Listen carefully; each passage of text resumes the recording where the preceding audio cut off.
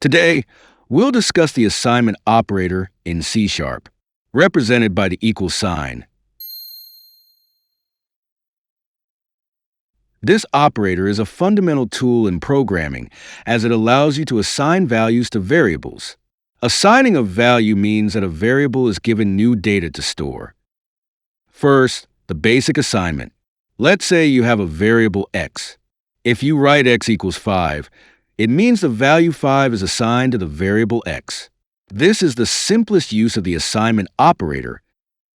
Second, the assignment operator can be combined with arithmetic operations. In C Sharp, there are shorthand operators such as adding, subtracting, multiplying, and dividing with assignment operator, which simplify your code. Third, it's important to understand how the assignment operator behaves with value and reference types.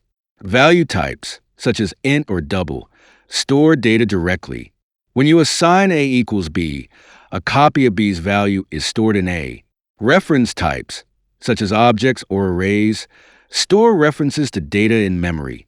If you assign object 1 equals object 2, both variables will point to the same object in memory. Fourth, multiple assignments. In C Sharp, you can assign the same value to several variables simultaneously. This operator is a fundamental tool in programming as it allows you to assign values to variables. Assigning a value means that a variable is given new data to store.